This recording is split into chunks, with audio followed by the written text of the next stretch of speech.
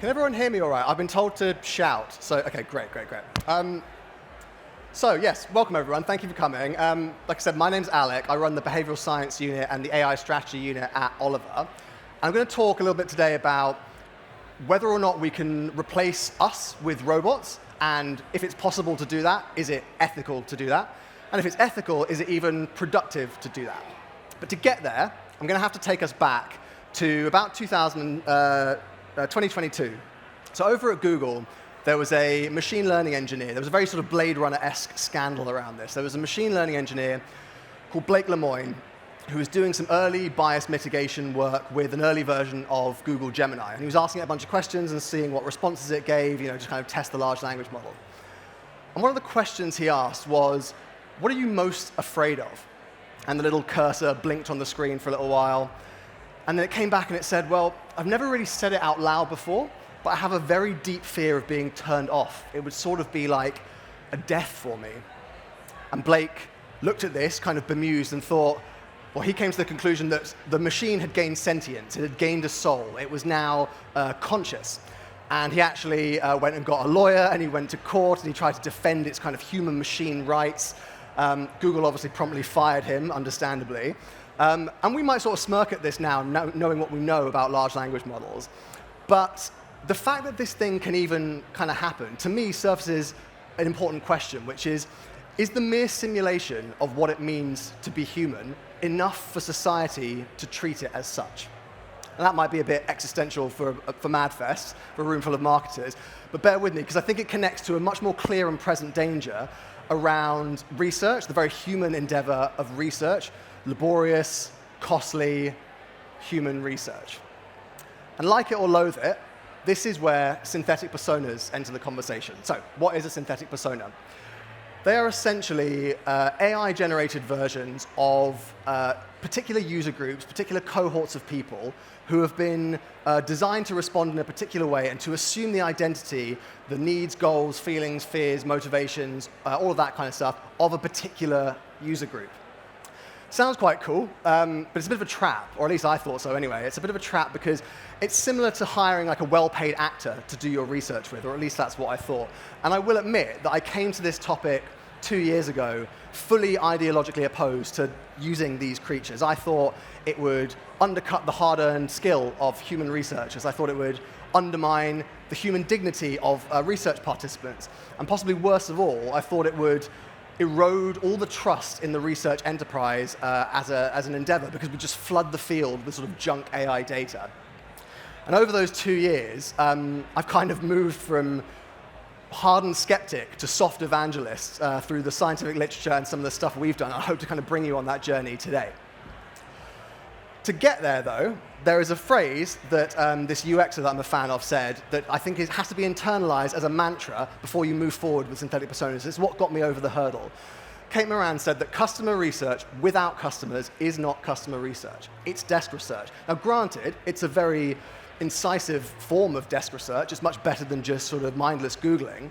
But once you realize this, once you realize that we're not trying to supplant human primary research, then your world is opened up to a whole raft of different research methodologies. And I see research as basically a truth-seeking endeavor, right, where you're trying to move along a continuum of truth, ranging from some loose answers through to the actual truth. So for example, also, I guess the veracity of your findings corresponds to the rigor of your input, typically. So for example, if I wanted to find out, is my ad funny? I might go down the pub with a few mates and I might ask them, is this funny? And get some answers. That's fairly valid.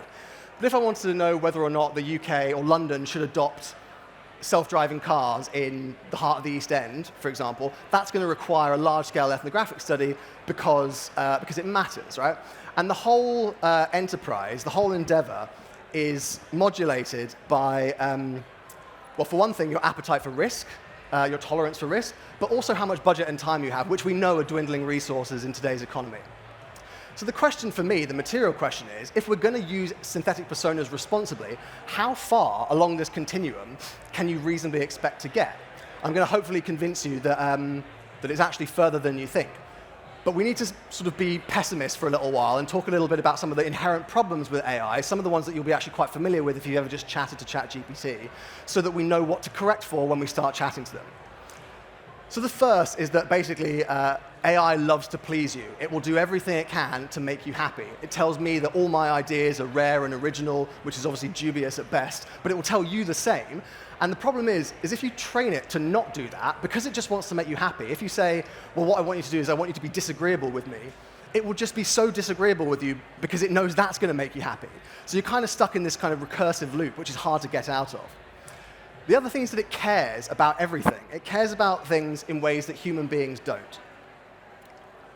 So what I mean by that is human beings fatigue. They have micro-focus. They focus on certain things and not others. If I was to give you a user interface and say, what do you think about it, you might be so subsumed by how much you hate the logo that you ignore the hero image and you ignore everything else on the page because that's all you focus on. If I give that same interface to AI, to a large language model, it's going to say, well, I think this about the hero image, and I think this about the logo, and I think this about the menu structure. It's way too even-handed, and you lose kind of that edge case nuance, which we need in research. Of course, there is bias baked into the machine, specifically white Western bias. It underperforms in non-Western, in accuracy for non-Western norms, and we had studies that prove this out. But also, there's also a gender bias baked into it, actually. So the corpus of the internet on which it's trained is largely built up of, has largely male authorship to the tune of about 80%. So you ask ChatGPT, what do you think the distribution of society is? And it will tell you, I think it's 80% male, rather than the 49-51 that it actually is.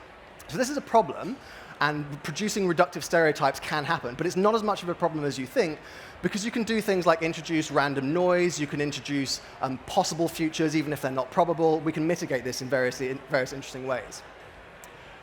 Sex, race, religion, politics, mental health doesn't really handle these topics very well. It's got ethical constraints that make sure it doesn't allow for toxic content to be outputted. And this can be problematic because real human beings get pissed off and they swear and they see agency and malignancy where there is none. AI typically won't do that. And lastly, most importantly to me, is that it's fundamentally non-behavioral.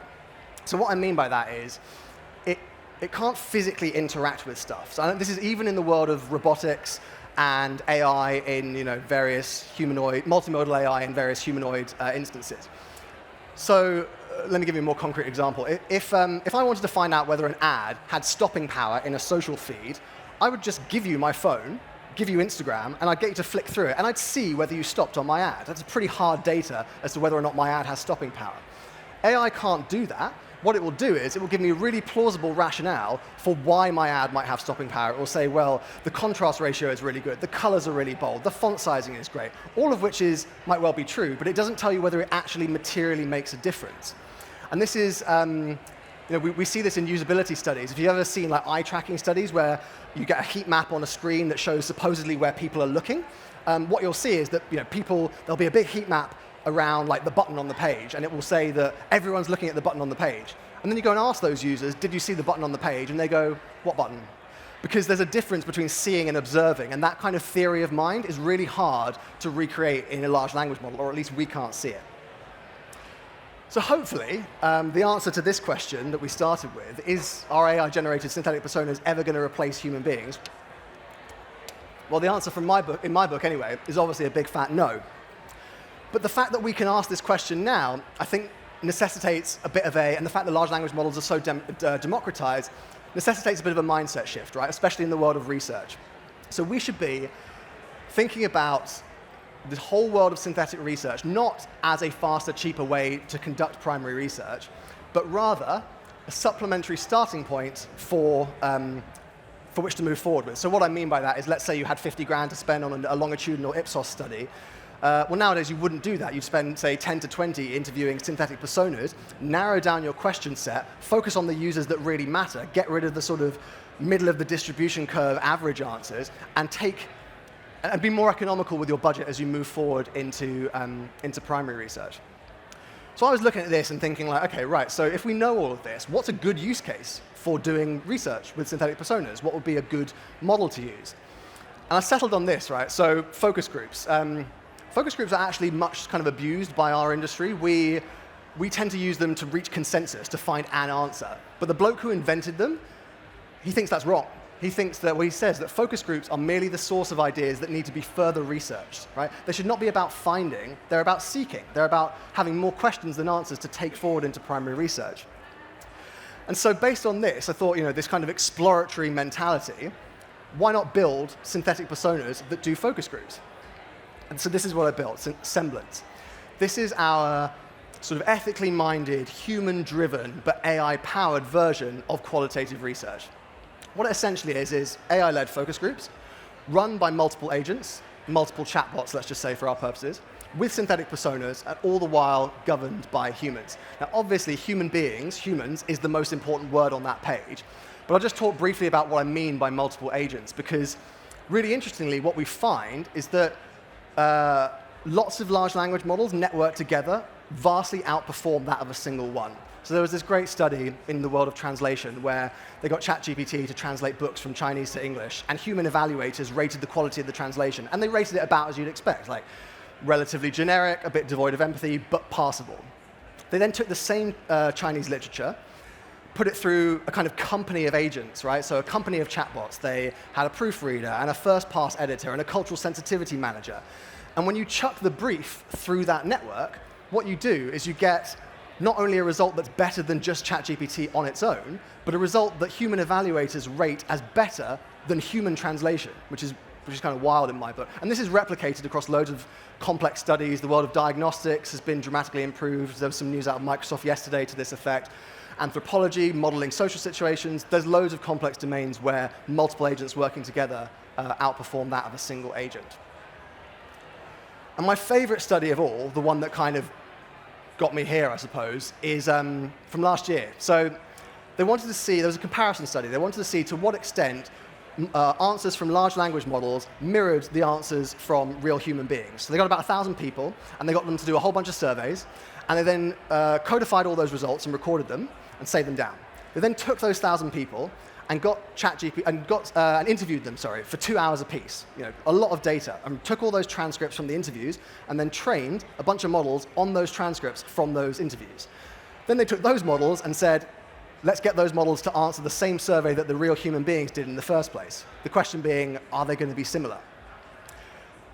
I mean, I don't know what you think, but they're similar to an inordinate tune, right? This is the lower end of the spectrum. The higher end is about 92% fidelity, 92% parity with the synthetic people as with the organic people. So knowing this, I was like, well, how do I create an architecture around this knowledge? And this is what I came up with. So essentially, I wanted to visually maximize the role of the human, because I still think that's really important. It ended up looking like this cute kind of dog paw, so I call it the paw print of AI research.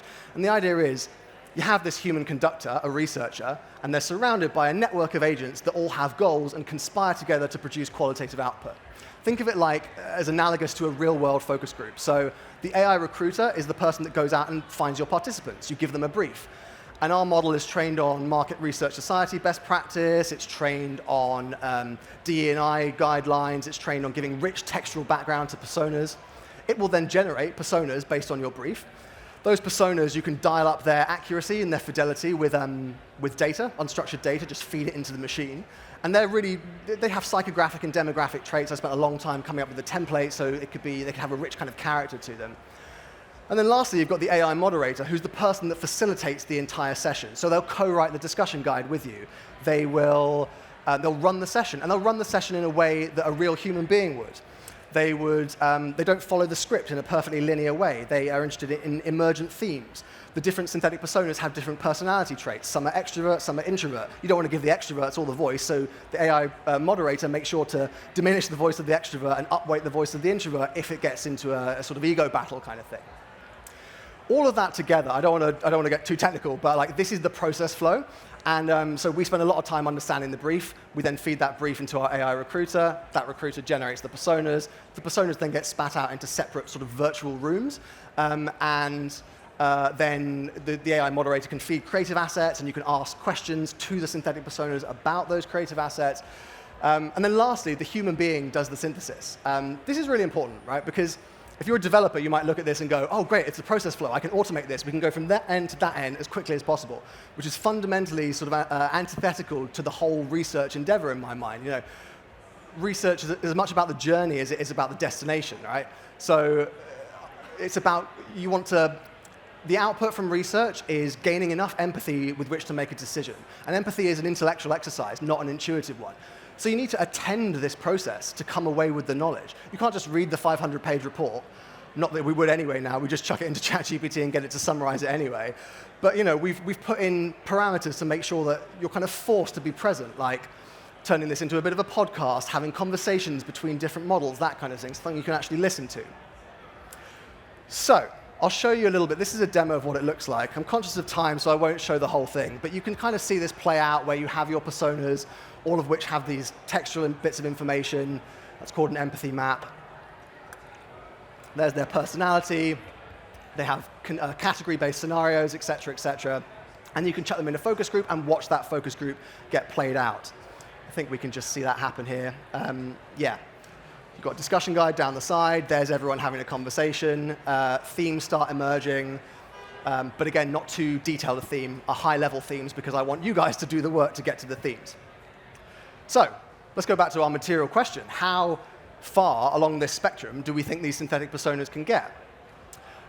I think based on the literature and based on our own studies with semblance, we can get to about 75 to 85% of the truth, or the analogous insight that you would get from doing a focus group in the real world, which is good enough, but I actually personally think it's great, because if you think about all the bias that is brought into a real-world focus group, all of the people that lied to be there, all the people that are too nervous to voice their opinions, you're probably getting this much truth in the first place.